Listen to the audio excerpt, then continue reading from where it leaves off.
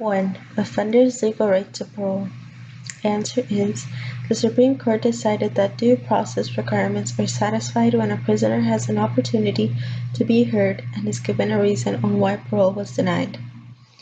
Basically, the Supreme Court is allowing a person to explain themselves and they will be provided an answer. Number 2. Name 2 of the 6 broad domains that influence the reintegration of an ex-offender. Accommodation and criminal justice system. Number 3. Define parole. A. Conditional release from confinement of an offender serving an indeterminate sentence. 4. What can be traced to the work of Alexander Maconochie? A. The origins of parole. 5. Who was the superintendent of a penal colony in Norfolk Island, Austria? A. Alexander Maconochie. 6. Define parolee in the community. A. Former inmate facing the task of having to readjust to society. Number 7. List some set of rules and conditions given to typical parolees. A. Restricted travel. B. Not committing crime. C. Not carrying weapons. D. Obeying instructions of parolee agent. Number 8. Define special needs offenders. A. Incarcerated men and women with unusual / unique requirements that stem from their physical, mental illness, and mental challenges.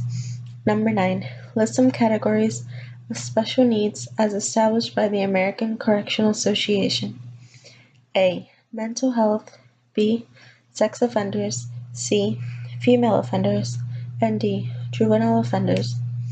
Number 10. Define the Americans with Disabilities Act, (ADA).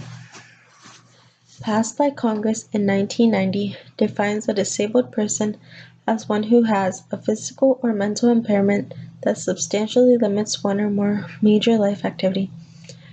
In bold, has a record of such an impairment or is regarded as having such an impairment. 11. Chronic medical conditions that usually result in hospitalizations or medical segregation include A. Tuberculosis. B. Seizure disorder.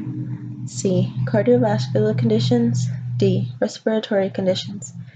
Number 12. Working with special needs offenders include A. Be patient, flexible. B. Talk directly to inmates. C. Move slower than normal. D. Talk in positive terms. Number 13. What did the Illinois Juvenile Court Act of 1899 provide? A.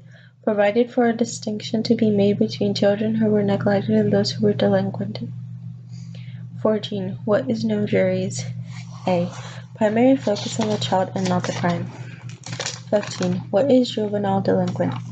A. An underage minor who engages in antisocial activities that is defined as criminal behavior by the state's legal code. What was the significance of Kent versus United States? A. Kent was 16 years old. He broke into a house, stole a wallet, and raped a woman present in the residence. B. Kent did not get a hearing. His counsel should have had access to social records, probations, reports, and there had to be a statement of reasons for the court's decision. 17. What did the Supreme Court do for the first time? A. Set minimum constitutional (due process) and requirements for the juvenile waiver proceedings. B. No longer could the court just dismiss a case and make the person go wherever. 18. What is child abuse? A. Mistreatment of a child resulting in physical, emotionally, or sexual damage. What is child neglect? Child is denied certain necessities such as shelter, food, care, and love.